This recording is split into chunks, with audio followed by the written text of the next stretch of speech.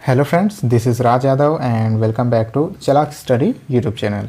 तो फ्रेंड्स, जैसा कि आप सबको पता है कि हम लोग यहाँ ईवीएस का पूरा सिलेबस यहाँ पर हम लोग कवर कर रहे हैं सीटेट पेपर 1 के लिए। और मेरी कोशिश यही रहेगी कि इस पूरी सीरीज़ के ज़रिए आप लोग की तैयारी इतनी हो जाए कि आप लोग ईवीएस में पूरे 30 में से 30 अंक ला सकें। तो पूरी सीरीज़ में हम लोग जो है ईवीएस के हर एक टॉपिक को कवर करेंगे। जो 30 नंबर के एक प्रश्न आते हैं और वो कहाँ कहाँ से आते हैं, सारे टॉपिक को हम लोग कवर करेंगे, चाहे वो कंटेंट के हों चाहे वो पेडागोजी के हों, सभी चीज़ों को हम लोग एक एक करके देखेंगे। ठीक है, तो जुड़े रहिएगा चैनल के साथ और सीरीज़ पर बने रहिएगा। तो ये जो है सीटेट पेपर 1 के लिए ईवीएस की सीरीज़ है, पर्यावरण अध्ययन। और ये आज का जो क्लास है वो क्लास 5 है। ठीक है, 5वां वीडियो है। इससे पहले 4 क्लासेस और हो चुके हैं। अगर आप लोगों ने उनको नहीं देखा होगा तो नीचे डिस्क्रिप्शन बॉक्स में आपको लिंक मिल जाएगा। आप लोग जो है प्लेलिस्ट के अंदर जा करके सारे वीडियोस को एक साथ देख सकते हैं। तो चलिए दोस्तों, आज के इस क्लास को स्टार्ट करते हैं। स्टार्ट करने से पहले दोस्तों, अगर आप लोग चैनल पर नए हैं तो प्लीज़ चैनल को सब्सक्राइब जरूर कर लीजिएगा। साथ ही अगर वीडियो पसंद आता है तो लाइक और शेयर अपने दोस्तों के साथ करना बिल्कुल भी मत भूलिएगा। इसके अलावा आपको एक काम और करना है, आपको टेलीग्राम चैनल ज्वाइन कर लेना है। वहाँ पर आपको सारे पीडीएफ अवेलेबल होते रहते हैं टाइम टाइम पर। जो भी इंपॉर्टेंट पीडीएफ मैं अपलोड करता हूँ टेलीग्राम पर ही करता हूँ। तो टेलीग्राम चैनल का नाम जो है चैनल के नाम पर ही है, आप लोग वहाँ पर से सर्च कर लीजिएगा। इसके अलावा डिस्क्रिप्शन बॉक्स में भी आपको वहाँ पर से लिंक मिल जाएगा। आप चाहें तो मुझे इंस्टाग्राम पर भी फॉलो कर सकते हैं। वहाँ पर अगर आपकी कोई क्वेरी है तो आप मुझे डायरेक्ट मैसेज भी कर सकते हैं। चलिए स्टार्ट करते हैं अपने आज के इस वीडियो को। तो फ्रेंड्स, यहाँ पर हम लोग ईवीएस के कुछ और इम्पोर्टेंट चैप्टर देखेंगे और हम लोग देखेंगे कि कौन कौन से इम्पोर्टेंट फैक्ट है जिससे ईवीएस में सीटेट पेपर 1 में क्वेश्चन बन जाते हैं। तो सबसे पहले यहाँ पर देखते हैं दोस्तों, अमृता की कहानी एक चैप्टर है जिसमें से जो इम्पोर्टेंट फैक्ट है वो आगे हम लोग देखेंगे। तो यहाँ पर एक चीज़ ये दिया गया है कि खेजड़ी गांव के बारे में इस लेसन में जो है अमृता की कहानी में खेजड़ी गांव के बारे में जो है चीज़ें दी हुई हैं। तो खेजड़ी गांव जोधपुर के पास राजस्थान में है। तो क्वेश्चन भी आ चुका है खेजड़ी गांव किस जगह पर है, तो ये जो है राजस्थान में है, जोधपुर के पास। तो आप लोग इसके इम्पोर्टेंट फैक्ट को याद रखिएगा। बहुत छोटे छोटे क्वेश्चन बन जाते हैं और जो कि मोस्ट इम्पोर्टेंट होते हैं। तो यहाँ पर आप लोग चित्र के जरिए भी देख सकते हैं। ये जो है ईवीएस के एनसीईआरटी में ही दिए हुए जो है पिक्चर्स हैं। ठीक है, तो ये जो है खेजड़ी गांव जोधपुर के पास राजस्थान में है। आप लोग जो है नोट्स बनाते चलिएगा और यही नोट्स जो है आपके एग्ज़ाम के ठीक पहले आपके काम आएंगे, जो कि आपके पूरे कॉन्सेप्ट को क्लियर कर सकते हैं। तो खेजड़ी वृक्ष के बारे में दिया गया है। जो खेजड़ी गांव है, खेजड़ी वृक्ष के नाम पर ही उसका गांव का नाम पड़ा हुआ है। यहाँ पर देखिए खेजड़ी वृक्ष के बारे में क्या कुछ दिया हुआ है। यहाँ दिया है कि खेजड़ी यह वृक्ष जो है, यह पेड़ रेगिस्तानी इलाकों में खूब पाया जाता है। इसे ज़्यादा पानी की ज़रूरत होती है। ठीक है, क्योंकि ये रेगिस्तान का पौधा है तो इसको ज़्यादा पानी की ज़रूरत नहीं होती है। रेगिस्तान में जितने भी पौधे पाए जाते हैं वो इसलिए पाए जाते हैं क्योंकि उन पौधों को जो है ज़्यादा पानी की ज़रूरत नहीं होती है। ठीक है, नहीं होती है, याद रखिएगा। इस पेड़ की छाल, ये जो पेड़ है इसकी छाल को दवा बनाने के काम आती है। इसके छाल को दवा के रूप में प्रयोग किया जाता है और इसकी लकड़ी को कीड़ा भी नहीं लगता है। तो जो खेजड़ी वृक्ष होता है उसकी लकड़ियों को कीड़ा नहीं लगता है। इस पेड़ की फलियों की सब्जी बनाई जाती है। इसकी पत्तियां वहाँ पर रहने वाले जानवर खाते हैं। यानी इसका हर एक पार्ट, इस पेड़ का हर एक पार्ट जो है बहुत ही ज़्यादा यूज़फुल होता है। और इसकी छाया में तुम जैसे बहुत से बच्चे खेलते हैं। ये जो है ईवीएस के बुक में ये कहा जा रहा है। तो कौन कौन सी चीज़ें नोट करने लायक हैं कि खेजड़ी का वृक्ष रेगिस्तान में पाया जाता है। ठीक है, राजस्थान में, याद रखिएगा, राजस्थान में पाया जाता है खेजड़ी वृक्ष। इसे ज़्यादा पानी की ज़रूरत नहीं होती है। इसकी छाल से जो है दवाइयाँ बनती है।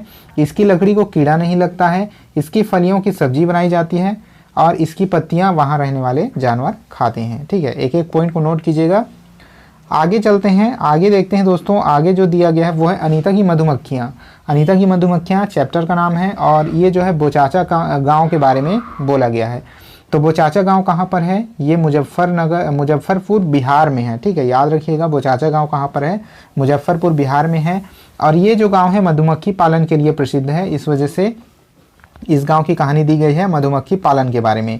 ठीक है, तो इसको याद रखिएगा, नोट कर लीजिएगा बोचाचा गांव कहाँ पर है। आगे चलते हैं, आगे इस लेसन में दिया हुआ है आरटीआई के बारे में।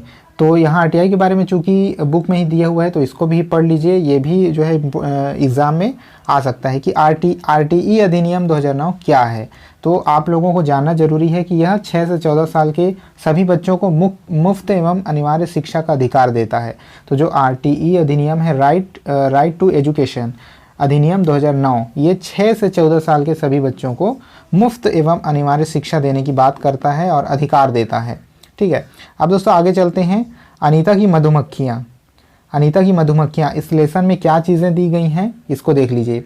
यहाँ दिया गया कि हमारे इलाके में बहुत सारे लीची के पेड़ हैं। तो जो ये बोचाचा गांव के बारे में बोला गया है, यहाँ जो है बहुत सारे लीची के पेड़ हैं, लीची के फूल मधुमक्खियों को लुभाते हैं, इसलिए यहाँ लोग मधुमक्खी को पालकर शहद बनाने का काम करते हैं। तो ये जो गांव के लोग हैं वो मधुमक्खियाँ पालन करते हैं और यहाँ लीची के जो है पेड़ काफ़ी सारे हैं। ठीक है, इसके बारे में इसके बाद दिया गया है कि ट्रेनिंग में मुझे पता चला कि अक्टूबर से दिसंबर तक के समय में मधुमक्खियाँ अंडे देने का होता है। तो अक्टूबर से दिसंबर का समय जो होता है मधुमक्खियों के अंडे देने का समय होता है। एग्ज़ाम में अगर पूछ लिया जाए कि मधुमक्खियाँ अंडे किस सीज़न में देती हैं तो वहाँ पर आएगा अक्टूबर से दिसंबर के समय में। मधुमक्खी पालन शुरू करने का सबसे अच्छा समय यही होता है, यानी अक्टूबर से दिसंबर का समय ही अच्छा समय होता है मधुमक्खी पालन स्टार्ट करने के लिए। आगे बढ़ते हैं, आगे क्या दिया हुआ है, आगे ये दिया गया है, आगे का देख लेते हैं। यहाँ पर ये दिया गया है कि एक छत्ते में रानी मधुमक्खी होती है जो अंडे देती है। ठीक है, इसको ध्यान में रखिएगा, एक छत्ते में एक रानी मधुमक्खी होती है जो अंडे देती है। छत्ते में कुछ नर मक्खी भी होते हैं। छत्ते में बहुत सारे काम करने वाली मधुमक्खियाँ भी होती हैं। ये दिन भर शहद के लिए फूलों का रस ढूंढती हैं। जो काम करने वाली मक्खियाँ होती हैं शहद के लिए फूलों का रस ढूंढती हैं। जब किसी मधुमक्खी को रस मिल जाता है तो वह एक तरह का नाच करती है। उससे दूसरी मधुमक्खियों को पता चल जाता है कि रस कहाँ पर है। वे रस से शहद बनाती हैं और छत्ता बनाने का भी काम इन्हीं का होता है, जो वर्कर मधुमक्खियाँ होती हैं। और ये बच्चों को पालना भी इनका काम होता है। ठीक है, तो इनका क्या क्या काम होता है, ये रस ढूंढती हैं। ठीक है, इसके अलावा छत्ते बनाने का भी काम करती हैं और रस से शहद बनाने का भी काम इन्हीं का होता है। बच्चों को पालने का भी काम इन्हीं का होता है।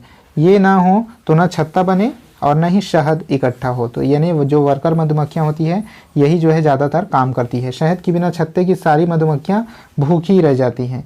तो ये चीज़ें यहाँ पर दी गई हैं। आप समझ गए होंगे कि छत्ते में किसका किसका काम होता है। रानी मधुमक्खियाँ जो होती है अंडे देने का काम करती है, कुछ नर मधुमक्खी होते हैं और वर्कर मधुमक्खियाँ होती हैं। ठीक है, तो चलिए आगे बढ़ते हैं और देखते हैं आगे क्या बातें कही गई हैं। यहाँ पर आप देख पा रहे होंगे ये जो एक पिक्चर है वो उसी अनीता के बारे में कहा गया है। अनीता की मधुमक्खियाँ, यहाँ पर पिक्चर में आप देख पा रहे होंगे किस तरह शहद मधुमक्खी पालन किया जा रहा है और शहद इकट्ठा करने का काम किया जा रहा है। ठीक है, इस पिक्चर में आप बहुत ही अच्छी तरह से देख पा रहे होंगे। ठीक है, अब देखते हैं यहाँ पर आप देख पा रहे होंगे कि मधुमक्खियों की तरह चींटी भी मिलजुल कर रहती हैं। यहाँ चींटियों के बारे में भी कुछ कहा गया है कि चींटियाँ भी मिलजुल कर रहती हैं। सभी चींटियों का काम बटा होता है। रानी चींटियाँ अंडे देती हैं, सिपाही चींटी जो है बिल का ध्यान रखती हैं। ठीक है, तो रानी चींटी यहाँ पर अंडे देती है और सिपाही चींटी जो होता है बिल का ध्यान रखता है और काम करने वाली चींटियाँ भोजन ढूंढकर बिल तक लाती हैं। दीमक और ततैया भी इसी तरह के समूह में रहते हैं। तो ये चीज़ें दी गई हैं जो कि एग्ज़ाम के लिए बहुत ही इम्पोर्टेंट साबित हो सकती है। तो चलिए ठीक है, इतना वीडियो को यहाँ तक देखने के लिए आपका बहुत बहुत धन्यवाद। आई होप आपको कुछ न कुछ सीखने को ज़रूर मिला होगा। बने रहिएगा ईवीएस के इस सीरीज़ में ताकि आप लोग पूरे ईवीएस में 30 में से 30 नंबर ला सकें। आई होप वीडियो आपको पसंद आया होगा। वीडियो को लाइक और शेयर जरूर कर दीजिएगा अपने दोस्तों के साथ। चैनल पर नए हैं तो सब्सक्राइब कर दीजिएगा। इस वीडियो में इतना ही था, मिलते हैं नेक्स्ट वीडियो में, तब तक के लिए जय हिंद।